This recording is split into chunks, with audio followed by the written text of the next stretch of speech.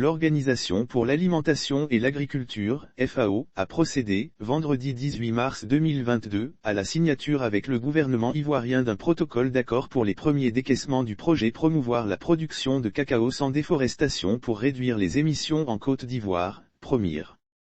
Les objectifs du projet restaurer le couvert forestier ivoirien à hauteur de 20% d'ici à l'horizon 2030, tel est l'un des objectifs visés à travers un protocole d'accord signé vendredi 18 mars 2022 entre l'Organisation des Nations Unies pour l'alimentation et l'agriculture, FAO, et le gouvernement ivoirien, à travers le ministère ivoirien de l'Environnement et du Développement durable.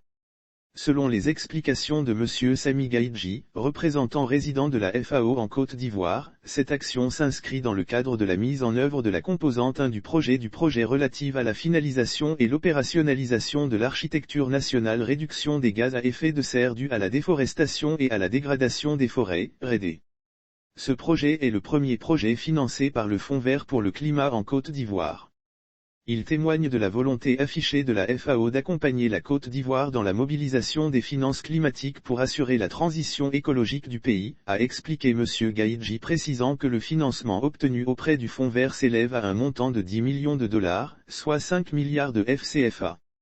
Le projet promouvoir une production de cacao sans déforestation pour réduire les émissions en Côte d'Ivoire, PROMIR, vise également la promotion de l'agroforesterie et la planification territoriale outre le rétablissement du couvert forestier. Le ministre Jean-Luc Assy, en charge de l'environnement et de développement durable qui a pris la parole a indiqué que le projet promouvoir une production de cacao sans déforestation pour réduire les émissions en Côte d'Ivoire, PROMIR, vise également la promotion de l'agroforesterie et la planification territoriale.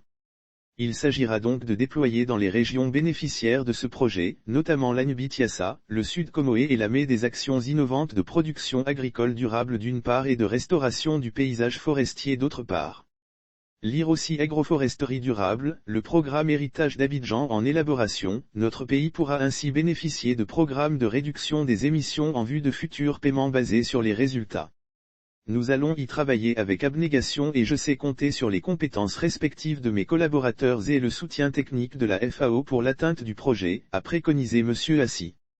Le ministre de l'Environnement et du Développement durable, Jean-Luc Assy, a exprimé sa gratitude à la FAO, tout en promettant de tout mettre en œuvre pour la réussite du projet.